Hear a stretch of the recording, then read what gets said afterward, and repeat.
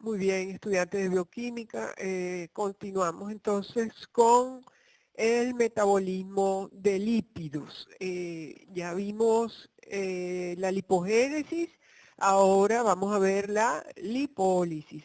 Entonces la lipólisis es el proceso opuesto, ¿verdad? Hay la movilización de las reservas energéticas del cuerpo. ¿Cuándo se produce? Se produce cuando hay necesidad, hay un descenso de las reservas energéticas, por ejemplo, un ayuno, un ejercicio vigoroso. También esta es una vía que se activa como respuesta a la agresión, que por ejemplo, no sé si a ustedes les ha pasado que sienten o un susto o algo que amenaza, ¿verdad? En ese momento hace falta, pues, por ejemplo, si tienen que correr, un asalto, algo así, allí, Dios guarde, por supuesto, ¿no? Allí entonces ocurre una agresión y el organismo responde y obviamente una de las vías metabólicas que se activa es la lipólisis, así también como la glucogenólisis. ¿Por qué? Porque hace falta energía, hace falta ATP. Entonces, allí el producto, digamos, de esta vía metabólica es, son ácidos grasos y glicerol, perdón. ¿Por qué? Porque los triglicéridos son degradados o son hidrolizados para formar ácidos grasos y glicerol. Ese es el producto final de esta vía metabólica, ácidos grasos y glicerol.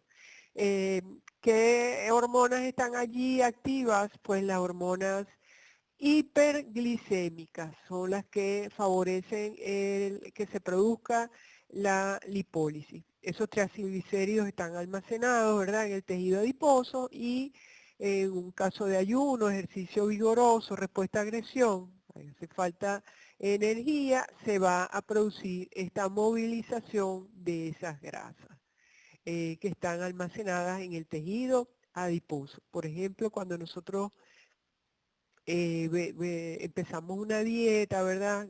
Disminuimos la ingesta de carbohidratos, por ejemplo, ¿no?, que estaba comiendo mucho pan, etcétera, entonces dejo de comer mucho pan, mucha pasta. Entonces estoy obligando, digamos, al organismo a que utilice sus reservas energéticas que están en el tejido adiposo. Entonces se activa esta vía metabólica que es la lipólisis.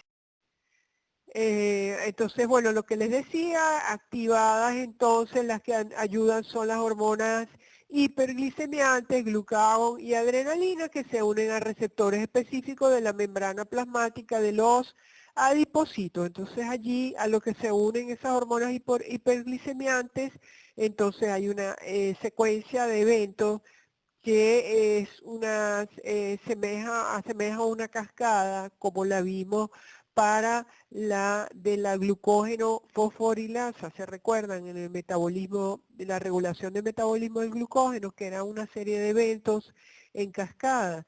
Así es la lipólisis. Bueno, y aquí tenemos entonces, en esta lámina tan bonita, tenemos el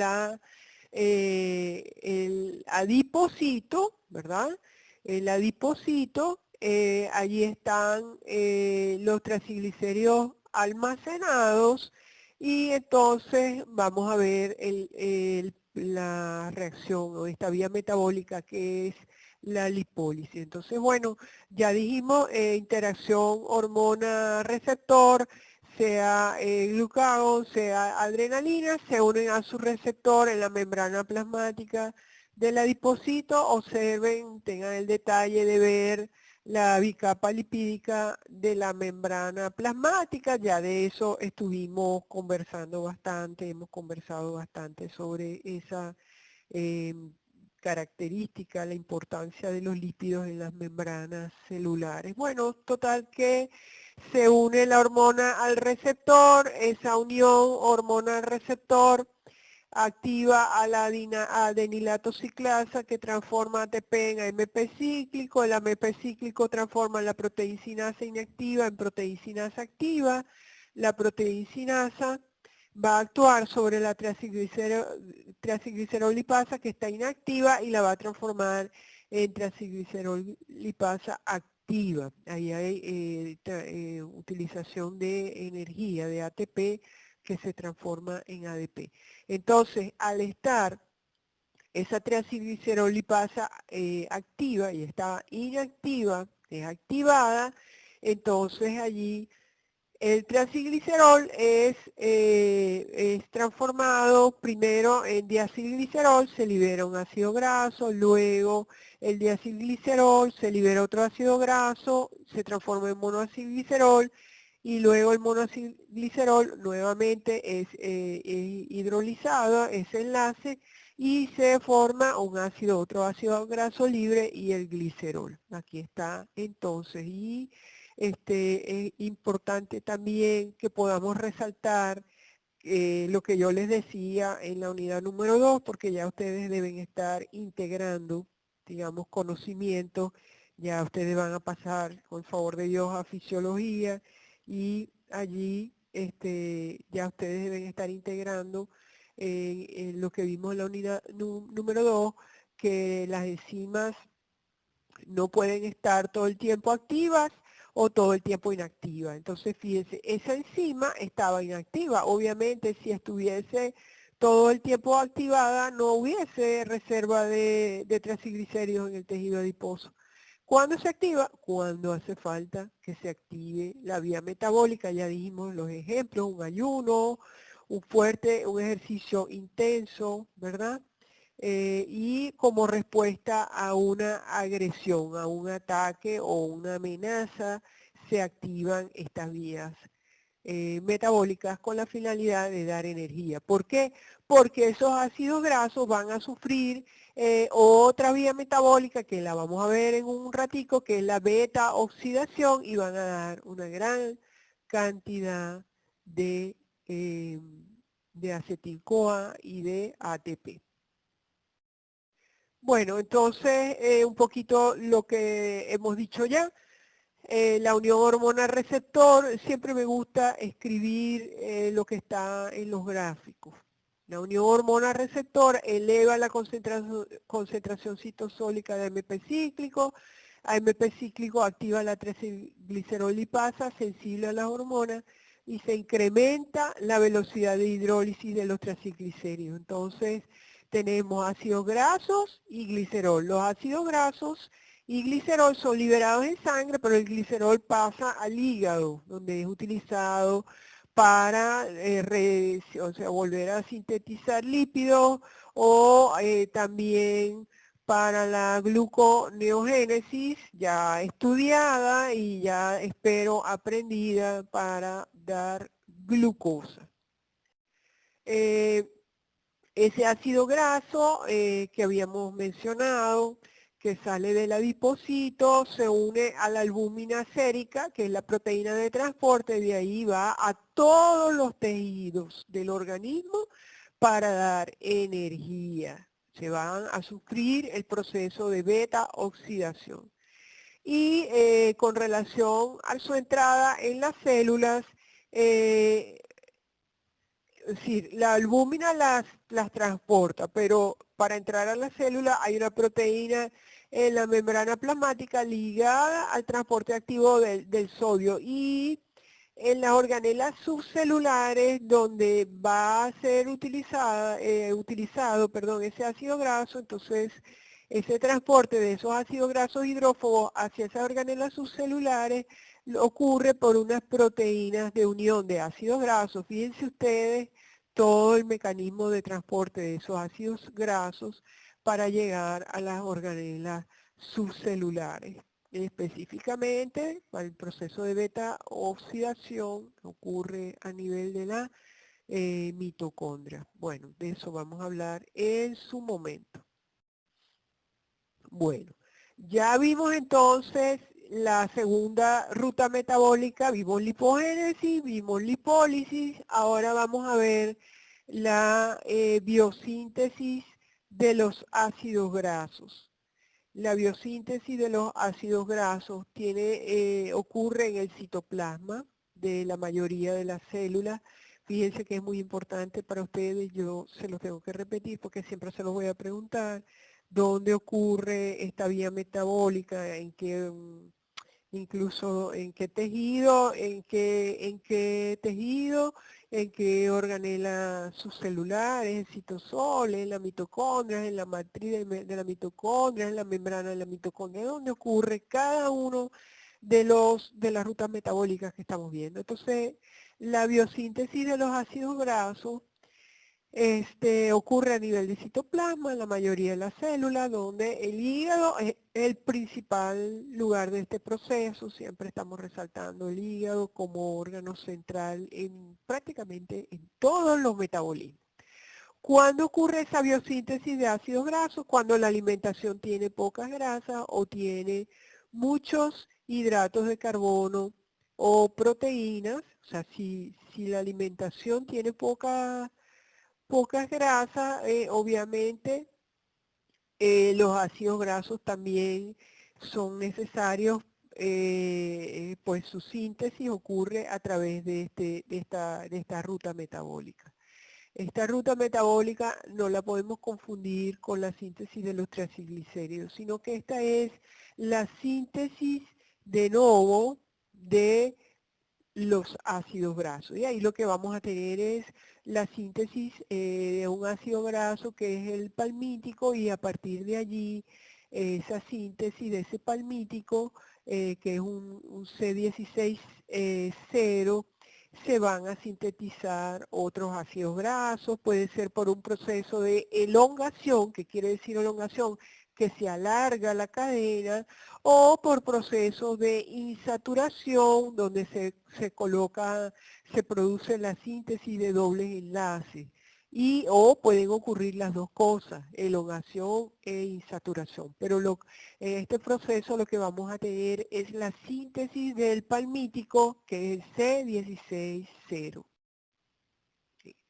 Bueno, la mayoría de esos ácidos grasos se sintetizan a partir de la glucosa del alimento y requiere una cantidad grande de NADP reducido que viene de la vía de la pentosa fosfato. Recuerdo muy bien cuando nosotros estuvimos estudiando la vía de la pentosa fosfato, yo les decía, bueno, miren, aquí no se produce, esta vía metabólica no permite obtención de energía, de síntesis de ATP, sino que se genera, por ejemplo, NADP reducido, que va a la síntesis de los ácidos grasos, aquí la tenemos, ¿verdad? Y también hablábamos de la síntesis de pentosas que iban a los procesos, ya eso tiene que ver con el ácido desoxirribonucleico y el ácido ribonucleico, que lo vamos a ver en la última unidad de la asignatura de bioquímica. Entonces, bueno, para esta biosíntesis de los ácidos grasos, la glucosa, estamos en citoplasma, la glucosa se convierte en piruvato, y ese piruvato entra en la mitocondria y se convierte en acetil-CoA. Eso nada que ustedes no hayan estudiado.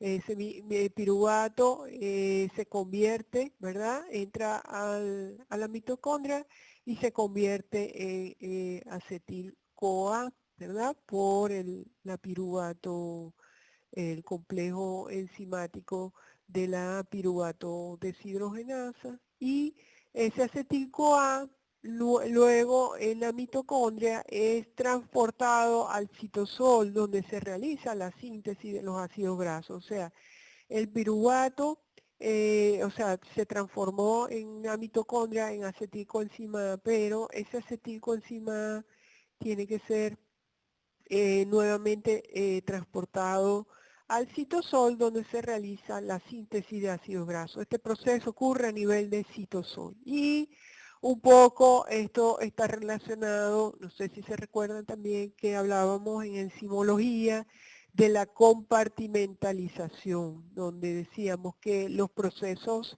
o las rutas metabólicas opuestas ocurrían en distintos compartimientos subcelulares.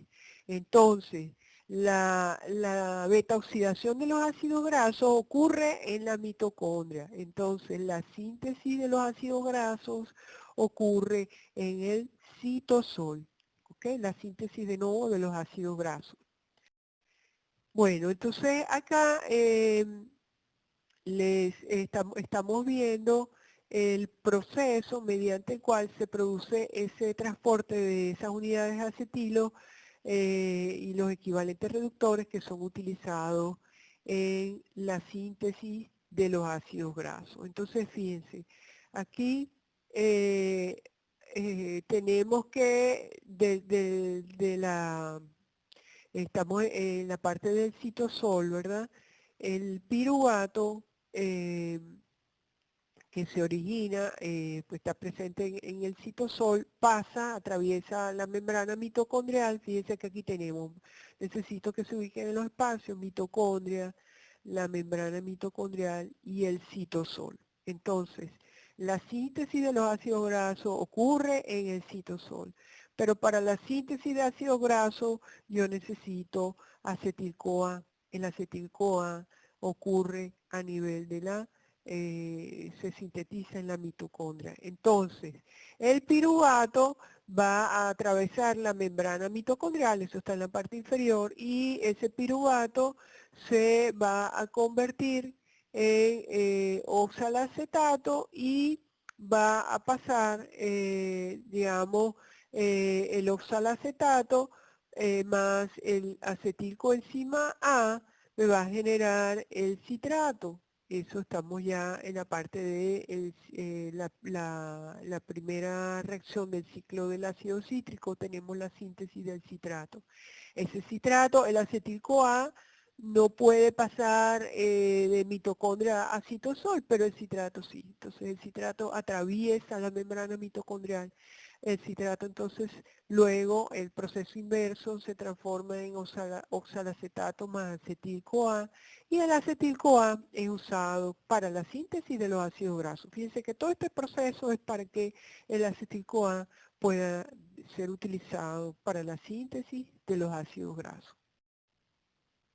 Entonces, bueno, esto es lo mismo, acetil-CoA más oxalacetato citrato, citrato atraviesa la membrana hacia el citosol donde se reconvierte en oxalacetato y acetil-CoA. Entonces, vamos ahora a la reacción de la biosíntesis de los ácidos grasos. Fíjense que me interesa que ustedes vean que el producto final de esa vía metabólica es el palmitato, el ácido palmítico, que es el C16.0. Observen por favor palmitato, es un ácido graso, ahí está el carboxilo y es un saturado, ya ustedes saben que es un saturado, es un C16.0. Tiene aquí 14 veces CH2 más un CH3 van 15 más el carbono del carboxilo 16, C16.0 es el producto. Ahora, como les decía, no necesariamente, o sea, no todos los que, o sea, ese palmitato, ese 16.0 posteriormente puede sufrir insaturaciones por otro proceso o puede sufrir elongaciones, por ejemplo, a un 18.0, dependiendo entonces del organismo, si para ese organismo hay ácidos grasos esenciales y no esenciales. Obviamente, los ácidos grasos esenciales tienen que venir en los alimentos y los ácidos no esenciales sí se pueden sintetizar. Por ejemplo, de ese palmitato se puede producir elongaciones o se puede producir insaturaciones para generar otros ácidos grasos. Pero el producto final de la biosíntesis de ácidos grasos, de la síntesis de nuevo de los ácidos grasos, es el palmítico C16.0. Bueno, y aquí están todas las reacciones. Fíjense que quiero resaltar, se origina, ¿verdad? O esa biosíntesis, entonces necesitamos, ocurre a nivel de citosol, necesitamos el acetil-CoA. Fíjense que tenemos en la parte superior acetil-CoA más y acetil-CoA. Entonces, fíjense, En la primera reacción, estamos del lado derecho, el acetil-CoA va a sintetizar por una acetil-CoA carboxilasa y un carbono que viene de un CO2, hay una carboxilación, el malonil-CoA, que tiene 3 átomos de carbono. De 2 pasa a 3 átomos de carbono. Entonces, esta primera reacción de la acetil-CoA carboxilasa utiliza un ATP. Y tenemos entonces el malonil-CoA. Luego el malonil-CoA por la malonil transacilasa y por la proteína transportadora de acilo que se llama ACP, proteína transportadora de acilo, me va a formar entonces el malonil ACP. Por otra parte, aquí tenemos entonces otra molécula de acetil-CoA más una proteína transportadora de acilo, ACP, presencia de la enzima transacilasa, me va a formar acetil-ACP. Ese acetil-ACP por otra enzima transacilasa y por una sintetasa me va a producir acetil-sintetasa. El acetil sintetasa más el malonil ACP, ahí hay un proceso de descarboxilación por una beta-acetoacil ACP sintetasa, me va a dar acetoacetil ACP. El acetoacetil ACP, en presencia de NADP reducido, viene de la vía de la pentosa fosfato, me va a dar un proceso de oxidación-reducción, se oxida la coenzima y se reduce el acetoacetil ACP, me va a dar beta hidroxibutiril ACP. Aquí por una beta acetoacil ACP dehidrasa me va a dar, se va a producir una deshidratación, me va a dar crotonil ACP. Ese crotonil ACP por una transenoil ACP reductasa en presencia de la coenzima reducida NADP me va a dar butiril ACP.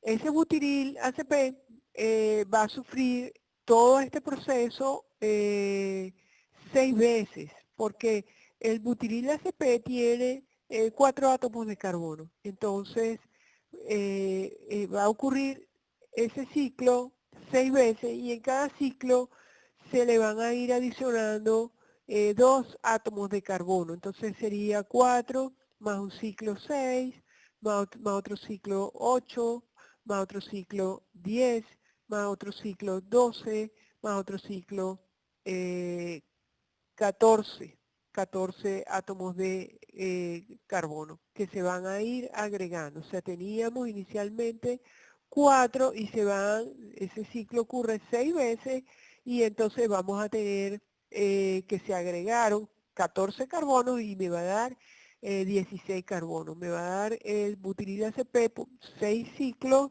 me va a dar el palmitoil ACP. El palmitoil ACP ya tiene 16 carbonos. Y luego ocurre una hidratación y se me va a formar el palmitato. Entonces, después de todo este proceso, vamos a tener el ácido palmítico que es C16,0. Entonces, bueno, un poquito lo que hemos dicho en la lámina anterior, de las etapas de la síntesis de ácidos grasos, la síntesis comienza con acetil-CoA, luego se adicionan 2 carbonos a la cadena creciente de los 3 carbonos de malonil-CoA, y ahí entonces actúa un complejo enzimático que se llama el complejo enzimático de la sintetasa de ácidos grasos, que es responsable de esa síntesis y donde el producto final es el palmitato que tiene 16 átomos de carbono.